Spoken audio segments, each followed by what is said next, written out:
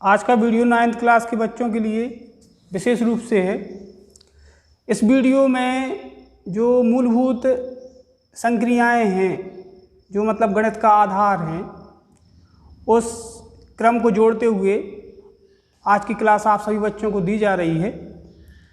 तो इसमें प्राथमिकता के तौर पे आपको ब्रज कोर्स से संबंधित एक पुस्तिका दी गई है, जो सभी बच्चे अपने घर पे उसको कंप्लीट कर रहे हैं और उसमें जो भी त्रुटियां आप करते जा रहे हैं वो अपन डे बाय डे प्रतिदिन सुधार करके उसको आगे बढ़ा रहे हैं। तो सभी बच्चे ब्रज कोर्स की पुस्तक में आसानी से देख पाएंगे कि ये इंडेक्स कहलाता है, मतलब सूची। ब्रज कोर्स में किन किन गतिविधियों को जोड़ा गया है। तो सबसे ऊपर गिनती एवं पहाड़े दिए हुए हैं, दूसरे क्रम में योग संक्रिया दी है, तीसरे क्रम में घटा संक्रिया दी है, चौथे क्रम में गुणा दिया है और पांचवें क्रम में भाग दिया है। गणितीय अवधारणा के आधार पर 1 से लेकर 5 तक की जो गतिविधियां हैं, ये गणित के लिए मूल आधार हैं। यदि आप इन गतिविधियों को सही तरीके से सीख जाते हैं तो अन्य गणितीय गतिविधियों को अपन समझ पाने में, उनको हल कर पाने में सहजता महसूस करते हैं, सरलता महसूस करते हैं। तो सभी बच्चों को विशेष रूप से ध्यान रखना है कि इन मूलभूत संक्रियाएं 1 से लेकर 5 तक की संक्रियाओं को विशेष रूप से ध्यान केंद्रित करके अभ्यास के आधार पर, पुस्तिका के आधार पर और आप जो ग्रुप में हमसे समस्याएं साझा करते हैं उसके आधार पर सीखना है। किसी भी प्रकार की त्रुटि का समावेश नहीं करना है। तो सबसे पहले भाग में गिनती एवं पहाड़े का उल्लेख किया गया है। गिनती शब्द से सभी बच्चे परिचित हैं। जैसे ही अपन प्रथम पाठशाला में प्रवेश करते हैं तो प्रथम पाठशाला में जो मतलब मूलभूत बुनियादी शिक्षा है उसमें गिनती का समावेश सर्वप्रथम किया जाता है। तो गिनती के आधार पर हम किसी भी वस्तु को गिनने की स्थिति या किसी भी स्थिति को दर्शाने के लिए गिनती का प्रयोग करते हैं। तो इसमें जो गिनती वाला अध्याय है पुस्तिका के पेज नंबर 3 पर दर्शाया गया है। जब आप अपनी ब्रज कोर्स की पुस्तिका खोलेंगे तो निश्चित रूप से उसमें पेज नंबर 3 पे आप देखेंगे कि उसमें लिखा है गिनती 1 से लेकर 100 तक। अब इसमें जो गिनती का समावेश है, मतलब जो गिनती लिखी गई है काफ़ी छोटे छोटे अक्षरों में दी गई है, लेकिन जो छोटे छोटे अक्षरों में जो प्रिंट दिया है बच्चे इसको देख पाने में समर्थ हैं। तो आप कहीं पे प्रकाश वाले जगह पे, जहाँ पे अच्छी खासी तरीके से उजाला रहता है, प्रकाश रहता है, रोशनी रहती है, तो उस जगह पे बैठ के या अपन मतलब लाइट का प्रयोग करके इसको आसानी से पुस्तिका में से देख सकते हैं, पढ़ सकते हैं। तो इसमें विशेष रूप से ध्यान रखना है कि जो गिनती है, गिनती 1 से लेके कहाँ तक दी है, 100 तक। तो इसमें 1 2 3 4 5 6 7 8 9 10 इस क्रम का तो अपने लिए अध्ययन करना ही है। साथ ही साथ गिनती को 3 प्रकार से अपने लिए सीखना है। आप समझ पाएंगे कि गिनती को 3 प्रकार से कैसे सीखेंगे अपन। तो इसमें ध्यान दें, पहले तो अपन इसका अभ्यास करेंगे किसके रूप में, अंक के रूप में। जब अंक के रूप में अपन इसका अभ्यास करेंगे तो यहाँ पे 1 2 3 4 5 इस प्रकार से इसको 100 तक दोहराएंगे। देखो कुछ बच्चे मतलब किसी स्थिति बस तैयारी नहीं कर पाते हैं तो वो कमज़ोर रहते हैं, तो वो भी इसको 2 2 3 3 बार कम से कम घर में 10 मिनट इसका अभ्यास करें गिनती का। 1 2 3 4 5 6 7 8 इस क्रम में कहाँ तक, 100 तक। तो एक अंक के रूप में अपन गिनती को सीखेंगे। फिर वहीं पे इसी गिनती के लिए अपन शब्दों के रूप में लिखना सीखेंगे। शब्दों के रूप में जब आप लिखेंगे तो जैसे 1 दिया है तो एड़ी का 1 का 1, दा में ओ की मात्रा 2, ता में बड़ी की मात्रा 3, चा में आ की मात्रा 4 और र 4। इस प्रकार से अपन जो अंक के रूप में संख्याएं दी हैं गिनती के लिए वो अपन शब्दों में लिखना भी सीखेंगे। तो 1 को 1 लिख दिया शब्दों में, 2 को 2 लिख दिया शब्दों में, 3 को 3 लिख दिया शब्दों में, 4 को 4 लिख दिया शब्दों में। इस प्रकार से 5, 6, 7 इसको आप प्रतिदिन 10 या 15 मिनट अभ्यास के रूप में लेंगे तो निश्चित रूप से जितनी भी संख्यात्मक जानकारी है उसको आप शब्दों में लिखना आसानी से सीख जाएंगे। तीसरा क्रम रहेगा इसका इंग्लिश में, मतलब बेसिक कंसेप्ट है, मूलभूत जानकारी है जो आपके फ्यूचर के हिसाब से। इसी को अपन किस में लिखेंगे? शब्दों में। तो इसको जब शब्दों में लिखा था तो ये हिंदी वर्तनी है, हिंदी भाषा में लिखा गया है। अब इसको अपन इंग्लिश वर्तनी में लिखेंगे, इंग्लिश लैंग्वेज में। तो यहाँ पर ONE 1 TWO 2 THREE 3 FOUR 4 FIVE 5।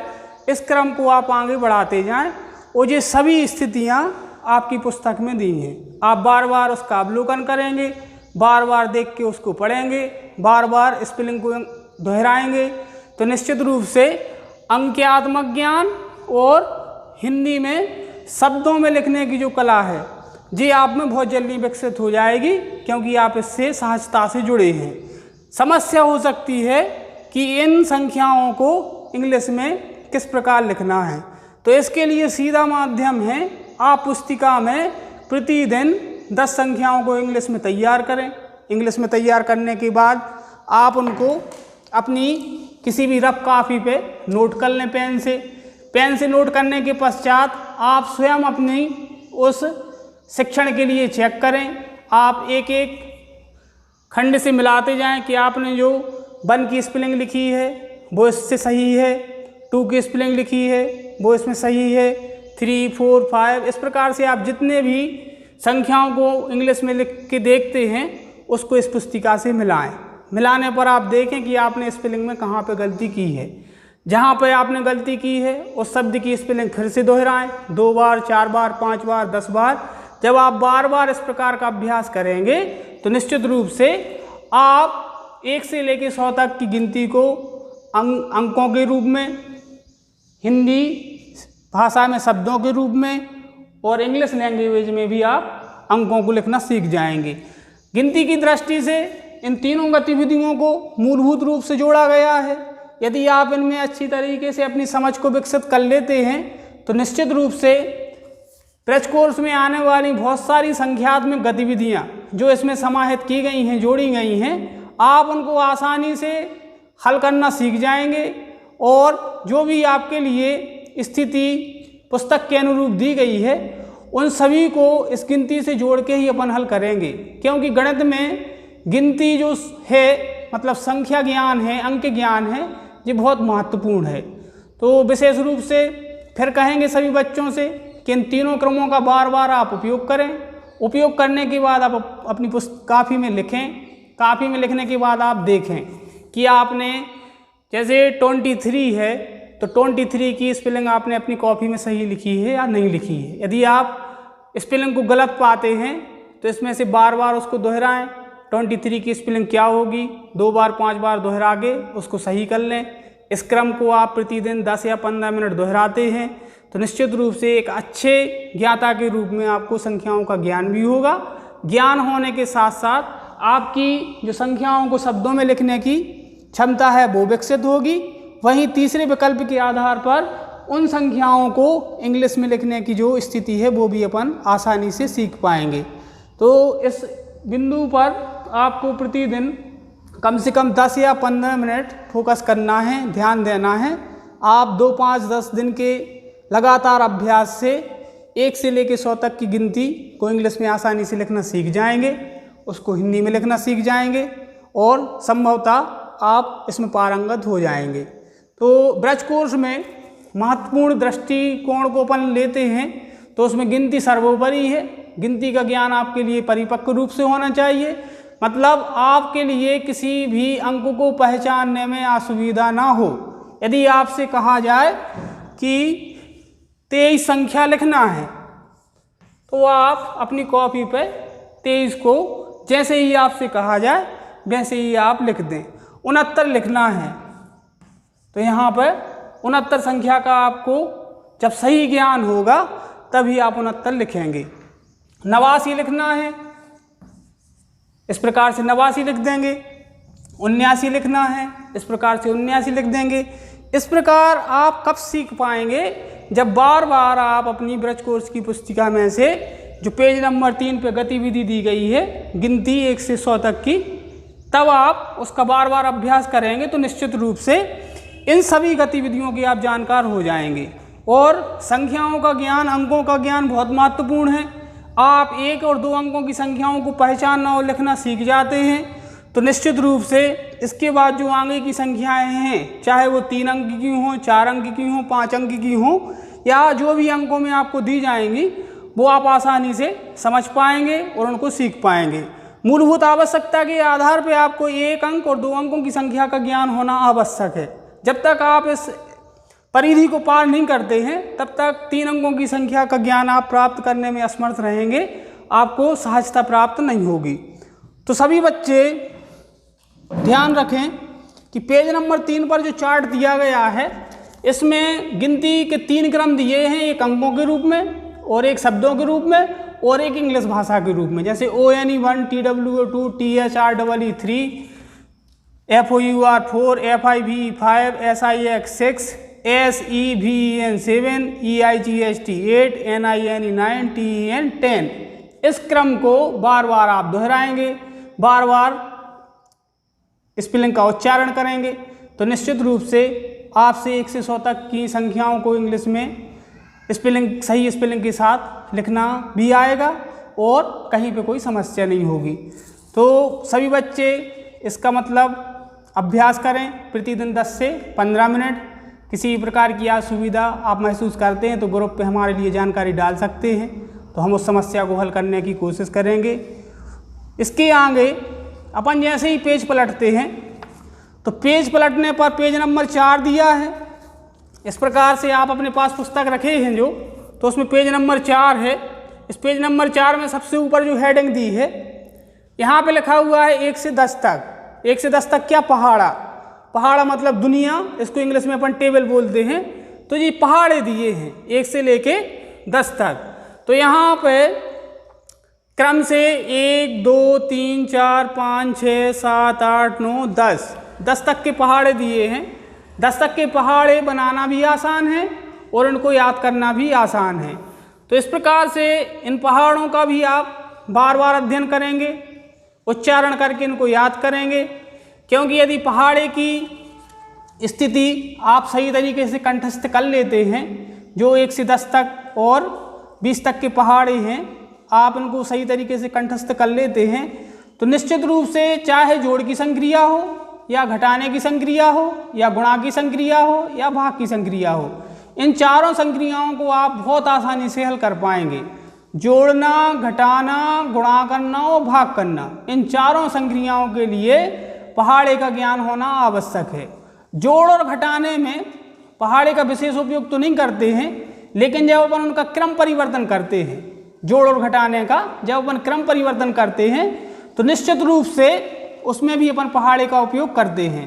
तो इन चारों मूलभूत संक्रियाओं को सीखने के लिए हमें जो पहाड़े की गतिविधियां हैं, इन पहाड़े की गतिविधियों को मतलब कंठस्थ करना है, सीखना है। यदि पहाड़ा आपके लिए कंठस्थ है, आप पहाड़े के प्रति सजगता से स्मरण रख पाते हैं तो गणित की बहुत सारी संभावनाएं सहजता से ही हल हो जाएंगी। और जो गणित विषय, जो गणित का मतलब चैप्टर है, सिलेबस है, वो यहाँ पर अपने लिए एक आसान रूप में प्राप्त होगा। किसी भी गतिविधि को करते समय हम असहजता व्यक्त नहीं करेंगे। मान के चलो आपके लिए कहा गया कि 5 का 6 में गुणा करना है, तो निश्चित रूप से आपका दिमाग कहाँ पर जाएगा? पहाड़े पर। अब जब 5 का पहाड़ा आपके लिए आता होगा तभी तो आप 5 का 6 में गुणा कर पाएंगे, वरना क्या 5 गुणे 6 का मान आप निकाल पाएंगे? नहीं निकाल पाएंगे। इसलिए किसी भी गुणन संक्रिया को सही तरीके से प्राप्त करने के लिए हमें पहाड़े का अनुभव होना अति आवश्यक है। यदि हम पहाड़े के लिए सही तरीके से याद कर लेते हैं तो गुणा और भाग की संक्रियाओं को हम आसानी से हल कर सकते हैं। तो इसमें पहाड़े में जो विशेषताएं छुपी हैं वो कहाँ पे आपके लिए उपयोगी हैं हमने बताई। गुणाओं भाग में विशेष रूप से पहाड़े का उपयोग है, घटा और जोड़ में भी अपन पहाड़े का उपयोग करते हैं, लेकिन उसका क्रम परिवर्तन करके। तो इस प्रकार से सभी बच्चों को पेज नंबर 4 पर 1 से लेकर 20 तक के पहाड़े दिए गए हैं। ये आपके लिए कंठस्थ होना चाहिए, आपके लिखने का क्रम बिल्कुल सही होना चाहिए, और किसी भी प्रकार से पहाड़े लिखते समय अपन ध्यान रखें कि जो भी अपन ने पहाड़े का क्रम बनाया है उस क्रम के बीच में कहीं कोई मान गलत तो नहीं लिया है। जैसे 9 एकम 9, 9 दूनी 18, 9 त्रिक 27, 9 चौकी 36, 9 पन्ना 45, 9 छंग 54, 9 7 72। अब 9 7 72 ये क्रम गलत है, 9 7 63 होते हैं। तो इस प्रकार बताने का तात्पर्य है कि कोई क्रम आपने गलत तो नहीं लिख लिया बीच में कि आप 9 7 72 लिख रहे हैं। देखो यदि आपने अपने स्मरण में पहाड़े में 9 7 72 सीखा है तो जब जब आप 9 और 7 की टेबल का प्रयोग करेंगे मतलब यहीं पे गलती होगी। तो इस प्रकार से कहीं पे त्रुटि नहीं होनी चाहिए। तो इस प्रकार से अपन ने देखा कि गिनती व पहाड़े गणित के मतलब मूलभूत आधार हैं। जब तक इनका अपन सही तरीके से ज्ञान प्राप्त नहीं करेंगे तब तक जो ब्रज कोर्स की पुस्तिका में कार्यपत्रक दिए हैं, कार्यपत्रक आप देख रहे होंगे, आप जो पुस्तक लिए हैं उसमें रेड से अलग से दर्शाया गया है कार्यपत्रक 1, कार्यपत्रक जमा से संबंधित 1, फिर यहाँ पे 2, इस क्रम से रेड से दर्शाया गया है कार्यपत्रक के लिए। तो जब तक गिनती व पहाड़े का अपन अभ्यास और उसका ज्ञान प्राप्त नहीं करेंगे, स्मरण नहीं करेंगे, तब तक इन कार्यपत्रकों को भी अपन सरलता से हल नहीं कर सकते। जैसे इसी में ब्रज कोर्स में पेज नंबर 5 पे सब बच्चे देखेंगे कि कार्यपत्रक 1 में लिखा है नीचे लिखी संख्याओं को शब्दों में लिखिए। अब इन संख्याओं को आप शब्दों में कब लिख पाएंगे?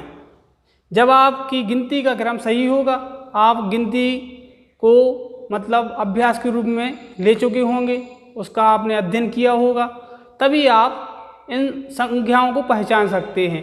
जैसे पहली संख्या दी है 57, मतलब जब आपने गिनती पढ़ी होगी तो 50 1 51, 50 2 52, 50 3 53, 50 4 54, 50 5 55 और 50 6 56, 50 7 57। तभी तो आप इस क्रम को जान पाएंगे कि जो संख्या कार्यपत्रक 1 में पहली दी गई है इसका नाम क्या है 57। तो ये संख्या आप तभी सीख पाएंगे जब आप गिनती का अध्ययन करेंगे। फिर दूसरी संख्या दी है 67, मतलब 60 पे 1 61, 60 पे 2 62, 60 पे 3 63, 60 पे 4 64, 60 पे 5 65, 60 पे 6 66 और 60 पे 7 67। जब गिनती को आप इस प्रकार से दोहराएंगे तब कहीं जाके आप संख्या का नाम और उसकी सही स्थिति को ज्ञात कर पाएंगे।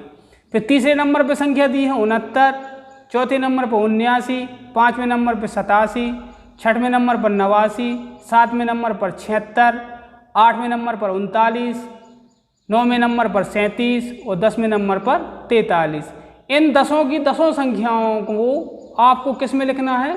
शब्दों में लिखना है। जैसे कि हमने यहाँ पे चर्चा की थी कि जे अंकों में गिनती है और जे नीचे किस में है? शब्दों में। तो इसका अभ्यास जब आप पूर्व में अच्छे से कर चुके हैं तो निश्चित रूप से इस कार्यपत्रक के प्रश्न 1 में जो भी गतिविधियाँ दी हैं वो गतिविधियाँ आप आसानी से हल कर सकते हैं। तो इसमें जो संख्याओं को शब्दों में लिखने के लिए कहा गया है, इसमें से 1-2 संख्याओं को अपन शब्दों में लिख के देखेंगे यहाँ पे। उसी क्रम का प्रयोग आपको अपनी वर्कबुक में करना है। जैसे इसकी पहली समस्या दी थी 57, मतलब 5 पे 7 57। इसको अपन शब्दों में लिखेंगे इस प्रकार से। फिर इसकी तीसरी संख्या देखें, चौथी देखें। चौथी संख्या है 79, तीसरी संख्या है 69, पाँचवीं संख्या है 87। इसकी पाँचवीं संख्या ले लेते हैं अपन। 87 मतलब क्या पे के 87, 8 पे 7 87। क्रम कैसे अपन तैयार करेंगे? 80 1 81, 80 2 82, 80 3 83, 80 4 84, 80 5 85, 80 6 86 और 80 7 87। ये गतिविधियाँ उन बच्चों के लिए है विशेष रूप से जो संभवतः किसी कारणवश मतलब गिनती का सही क्रम सही तरीके से नहीं सीख पाए हैं। तो अब इसको शब्दों में लिखेंगे। 87 ये संख्या अंकों में हो गई और ये संख्या किस में हो गई, शब्दों में। इसकी जो 10वीं संख्या है, 10वीं संख्या है 43, तो 43 को अपन ने शब्दों में लिख लिया इस प्रकार से। तो जो भी संख्याएं 1 से लेकर 10 तक की दी हैं, इन संख्याओं को आप पहले अपनी रफ कॉपी में लिख लें। रफ कॉपी में लिखने के बाद फिर आगे जो चार्ट दिया गया है, इसमें संख्याएं अंकों में भी लिखी हैं और शब्दों में भी लिखी हैं। आपकी लिखी गई संख्याएं इस चार्ट से मिला लें। यदि कहीं पे संख्या में आपने वर्तनी में त्रुटि की है, जो मतलब संख्या शब्दों में लिखी है उसमें कहीं पे आपने गलती की है, तो उसको सुधार के सही कर लें और उसको अपने अभ्यास में ले लें। तो इस प्रकार से इसका जो पहला कार्यपत्रक था, उस पहले कार्यपत्रक में बताया गया था कि इन संख्याओं को किस में लिखना है, शब्दों में लिखना है। अब इसके नीचे देखें अपन, तो नीचे जो प्रश्न क्रमांक 2 है, पेज नंबर 5 पर कार्यपत्रक 1 के नीचे प्रश्न क्रमांक 2 है, तो उसमें अपने लिए कहा गया है कि संख्याओं को घटते क्रम में लिखिए। संख्याओं को घटते क्रम में लिखना है। तो संख्याओं को घटते क्रम में लिखने के लिए आप हमेशा ध्यान रखें, जब संख्याएं घटते क्रम में लिखी जाएंगी तो निश्चित रूप से सबसे पहले बड़ी संख्या आएगी, फिर उसके बाद छोटी संख्या आएगी, फिर उससे छोटी संख्या आएगी। एक छोटी सी गतिविधि पे अपन अभ्यास करते हैं, आप उसमें देख पाएंगे कि संख्याओं का घटता क्रम क्या होता है। मान लो एक इस प्रकार से अपन ने स्टिक बनाई, इसके बाद यहाँ पे दूसरी स्टिक ली, सब बच्चे देख पा रहे होंगे ब्लैक बोर्ड में। इस प्रकार से तीसरी स्टिक ली, चौथी स्टिक, पांचवी। मतलब जो अपन ने ये मान लो लकड़ियाँ हैं, इन लकड़ियों का क्रम अपन ने जमाया है। तो सबसे बड़ी लकड़ी, फिर उससे छोटी लकड़ी, फिर उससे छोटी लकड़ी, फिर उससे छोटी लकड़ी और फिर उससे छोटी लकड़ी। तो जो लकड़ी की स्टिक है उसको अपन ने किस क्रम में जमाया है, घटते क्रम में। तो इसी प्रकार से जब संख्याओं को अपन घटते क्रम में रखेंगे तो यहाँ पर ध्यान रखना है कि सबसे पहले बड़ी संख्या, फिर उसके बाद उससे छोटी संख्या, फिर उसके बाद उससे छोटी संख्या, फिर उसके बाद उससे छोटी संख्या, फिर उसके बाद उससे छोटी संख्या। संख्या का घटता हुआ क्रम जरूरी नहीं कि समान अंतर पर हो, किसी दूसरे अंतर में भी संख्याओं का घटता क्रम हो सकता है। जैसे इसको अपन बदल के देखते हैं, यहाँ पे 22, यहाँ पे 19, यहाँ पे 18, यहाँ पे 13, यहाँ पे 10। तो जरूरी नहीं है संख्याएं एक समान अंतराल से घटते क्रम में हों या विशेष अंतराल से हों। केवल और केवल इतना ध्यान रखना है, जब संख्याओं को घटते क्रम में लिखेंगे तो घटते क्रम में लिखने के लिए सबसे पहले बड़ी संख्या, फिर उससे छोटी संख्या, फिर उससे छोटी संख्या, फिर उससे छोटी संख्या और फिर उससे छोटी संख्या। तो इस प्रकार से हमने देखा कि संख्याओं को घटते क्रम में इस प्रकार से व्यवहारिक उदाहरण द्वारा अपन हल कर सकते हैं। जब आप संख्याओं के समूह को पहचानना सीख जाएंगे कि ये 2 अंकों की संख्या है, ये भी 2 अंकों की संख्या है, ये भी 2 अंकों की संख्या है, जितनी संख्याएं अपन लिखी हैं सब 2 अंकों की लिखी हैं। इसी प्रकार से 3 अंकों की संख्या के लिए भी अपन घटते क्रम की शैली विकसित कर सकते हैं। तो इसमें देखें आप कि इसमें सबसे बड़ी संख्या कौन सी है। जो दूसरा उदाहरण है, तो दूसरे उदाहरण में आपके लिए देखना है कि दूसरे उदाहरण में सबसे बड़ी संख्या क्या दी है। जो पुस्तक में संख्याओं का क्रम दिया गया है दूसरे प्रश्न में, वो इस प्रकार से है। यहाँ पे 265, 267, 263, फिर अगला क्रम है 235 और अंत में दिया है 294। तो थोड़ी सी यहाँ पे बच्चों को समस्या होती है कि अब इसमें कैसे संख्याओं को पहचानें कि कौन सी संख्या बड़ी है और कौन सी छोटी है। अभ्यास के आधार पर जब आप घर पे अभ्यास करेंगे तो मतलब समस्याएं से जो अपने लिए दिख रही हैं स्थितियाँ समस्या के रूप में, आप उनको हल करना भी सीख जाएंगे और आपकी समस्याएं भी कम होने लगेंगी। अब 5 संख्याओं में देखें कि पहली संख्या 265 है, तो ये अपनी इकाई है, ये दहाई है और ये सैकड़ा है। तो पांचों संख्याओं का सैकड़ा एक सा है। यहाँ पे भी 2 है, यहाँ पे भी 2 है, यहाँ पे 2 है, यहाँ पे 2 है, यहाँ पे 2 है। तो देखो सैकड़े का अंक तो समान है सबका। अब केवल इकाई और दहाई के अंक का अपने लिए अवलोकन करना है। अवलोकन मतलब अपने लिए मालूम करना है कि इकाई और दहाई के अंकों में कौन सी संख्या बड़ी है और कौन सी छोटी है। तो यहाँ पर 65, 67, इस क्रम को लिखें अपन 65, 67, 63, 35 और यहाँ पे 94। एक अंक अपन ने छोड़ा नहीं है, एक अंक इसलिए अपन ने अलग कर दिया है क्योंकि सभी संख्याओं में सैकड़े का अंक समान है, तो वो तो सभी में रहेगा। अब उसके बाद अपन ने सैकड़े का अंक अलग करके पृथक से संख्याएं यहाँ पे इसलिए लिखी हैं ताकि अपन सीख जाएं कि इन संख्याओं में सबसे बड़ी संख्या कौन सी होगी। तो यहाँ पे आप समझ पा रहे होंगे सबसे बड़ी संख्या 94 है। तो यहाँ पर जब संख्याओं का घटता क्रम निर्मित किया जाएगा तो सबसे पहले क्या आएगी संख्या 294।